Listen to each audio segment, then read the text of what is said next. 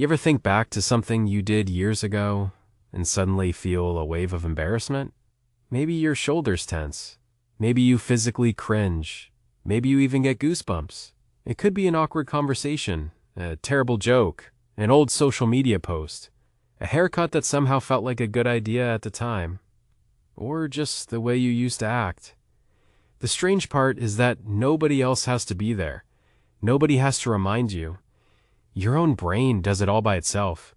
But the real question is, why? Why can a memory from years ago still make your body react as if it just happened? And why does your past self sometimes feel like a completely different person? The answer has almost nothing to do with embarrassment. It's about how your brain builds the person you call you. Every few years, you accidentally meet a stranger. They have your face, they have your memories, and somehow, they also happen to be you. Maybe you find an old social media post. Maybe you remember something you said in school that still makes your stomach tighten. Maybe an old photo appears on your phone. You wonder how you ever thought that haircut looked good. The reaction is almost automatic. You cringe. Most people think that feeling is embarrassment, but the real answer is far stranger. That uncomfortable sensation may be one of the clearest signs that your brain is working exactly as evolution intended. The version of you from 5 years ago feels different because, in a very real sense, your brain no longer treats that person as your current self. Your body changes constantly. Your cells are replaced. Your beliefs shift. Your memories quietly rewrite themselves every time you remember them. And yet you still wake up believing you are the same person. How? That question has fascinated philosophers for thousands of years. But modern neuroscience has uncovered something even stranger. Your brain does not store a permanent version of you. It builds one, again and again, every single day. The self you experience is less like a statue carved from stone and more like a story that is constantly being edited. Each morning, your brain stitches together memories, habits, emotions, goals, relationships, and expectations into something that feels perfectly continuous. The illusion is so convincing that you rarely question it. But what happens when today's editor looks back at yesterday's draft? Sometimes it cringes. Psychologist Daniel Gilbert has spent years studying how people imagine their future selves. His research found something surprising. People of every age believe they have mostly finished changing. Teenagers think they are nearly complete adults. People in their 20s think they have settled into who they will become.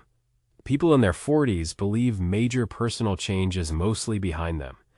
Even older adults often feel they have finally become stable. But almost everyone is wrong. Years later, they discover they changed far more than they ever expected.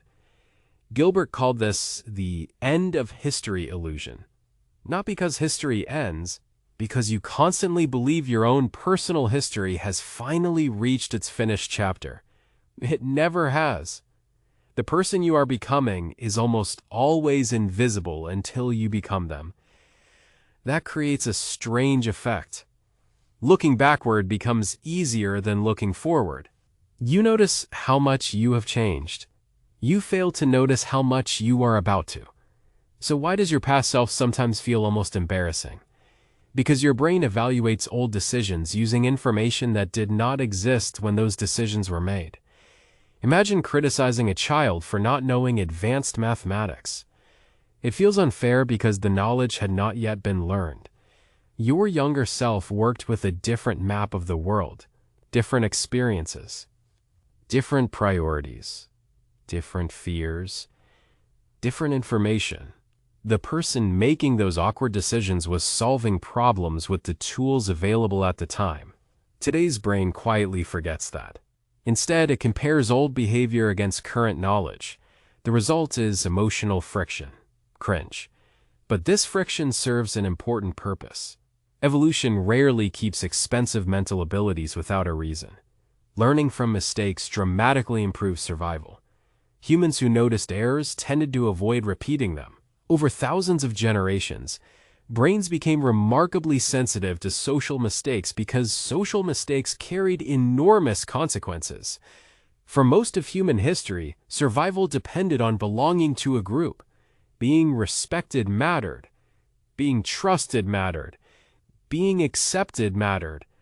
Losing your place in a tribe could be fatal. Your ancestors did not fear embarrassment because it hurt their feelings. They feared it because exclusion could mean death. Psychologist Mark Leary has argued that self-esteem functions like an internal social monitor. It constantly estimates how accepted you are by other people. When something threatens that acceptance, uncomfortable emotions appear. Those emotions push you toward repairing relationships, changing behavior, or avoiding similar mistakes in the future. That ancient system still operates today. Only now it reacts to awkward text messages, old photographs, forgotten tweets, conversations nobody else remembers. Your brain often treats them as if your social survival still depends on them. But there is another mystery. Why do some memories trigger intense embarrassment while others disappear completely? Memory is not a recording. Neuroscientist Elizabeth Loftus demonstrated that memory is surprisingly flexible. Every time you remember an event, your brain briefly reconstructs it. Then it stores the updated version again. This process is called reconsolidation. Each recall slightly edits the memory. Tiny details shift. Emotions change. Context grows. The memory evolves alongside you. Ironically, the moments that make you cringe often stay alive because you revisit them repeatedly. Each replay strengthens them, not because they were objectively important, because your brain keeps tagging them as lessons worth remembering. Meanwhile, thousands of ordinary moments quietly disappear forever. Your identity becomes shaped less by everything that happened and more by what your brain decides is worth keeping. That means the person you remember becoming is not exactly the person you were. It is the version your memory has reconstructed over many years. Strange, isn't it? The storyteller changes. Then the story changes too. This creates a fascinating paradox. The stronger your ability to cringe, the stronger your ability to recognize personal growth.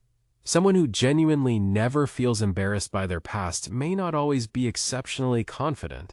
Sometimes they simply have not reflected enough to notice change.